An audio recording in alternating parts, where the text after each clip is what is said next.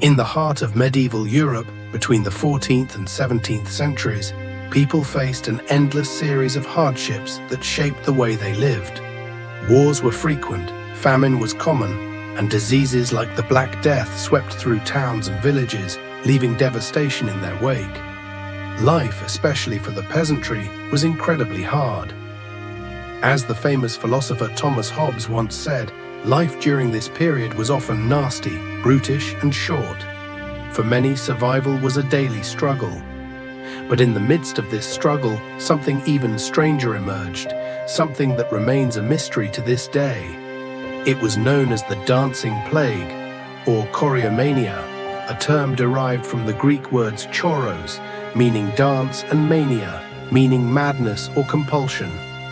This strange affliction caused groups of people, sometimes in the hundreds or even thousands, to dance uncontrollably.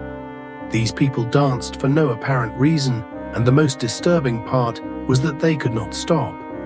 They danced until they collapsed from exhaustion, suffered injuries, or in some cases, danced until they died.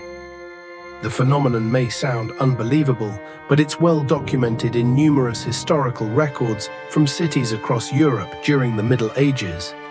From the 11th century to the 17th century, these outbreaks of mass dancing were reported with such frequency that they cannot be dismissed as mere rumors or exaggerations.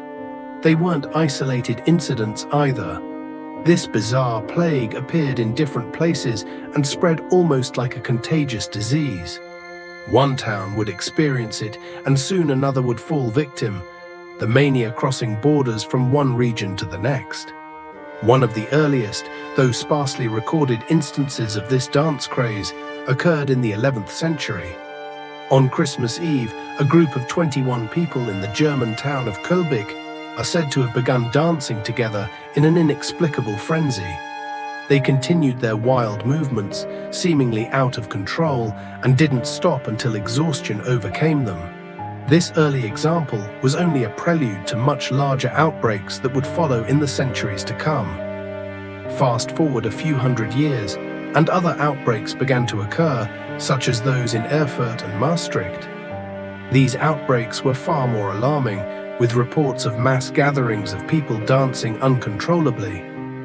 In Maastricht, for example, it was said that 200 people danced on a bridge that eventually collapsed under their collective weight, leading to their tragic deaths.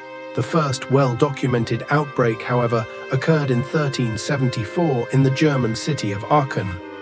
It was in this small city that the so-called dancing plague struck with a ferocity that shocked the local authorities. For reasons that remain unclear, people began dancing in the streets, and what began as a small group quickly grew into hundreds. Men, women, and children alike were seized by this strange compulsion. They danced frantically, their movements wild and erratic, until they reached the point of complete exhaustion. Many were seen collapsing to the ground, physically unable to continue, but some even succumbed to death. Please take a moment to like and subscribe to our channel before we continue. Another significant outbreak occurred 150 years later, this time in France, in the city of Strasbourg.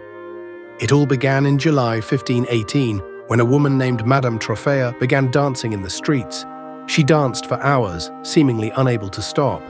Soon others joined her, and within days the situation was out of control.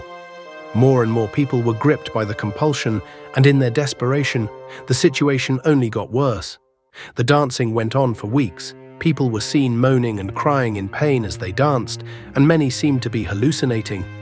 Manuscripts from the city's archives offer chilling glimpses of the chaos. One such document describes how many danced non-stop, day and night, until they collapsed unconscious, with some even dying from the sheer exhaustion of the ordeal. What makes these accounts even more striking is the fact that the people weren't simply trembling or shaking from some unknown illness. They were actually dancing, but not of their own free will.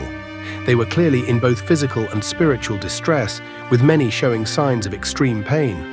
Those afflicted with this dance madness often reported seeing terrifying hallucinations and could be heard desperately praying for absolution in the midst of their frenzied movements. But what could have caused such a strange and terrifying phenomenon? Many theories have emerged over the centuries, but none has provided a definitive explanation. Some believed the outbreaks were the result of religious beliefs, perhaps even demonic possession. Others speculated that these events were the product of a dance cult or secret society. A common theory of the time was that the dancers were cursed by saints, Saint John the Baptist or Saint Vitus. Despite all these theories, the true cause of the dancing plagues remains elusive. We may never fully understand what drove people to dance themselves to death during these mysterious outbreaks. What we do know, however, is that these events serve as a haunting reminder of the power of human psychology and the extreme ways in which communities can respond to the pressures of their environment. The need to escape suffering, whether through laughter, prayer, or even dance, remains a deeply ingrained part of the human experience, regardless of time or place. Ultimately, the dance craze of the Middle Ages leaves us with more questions than answers.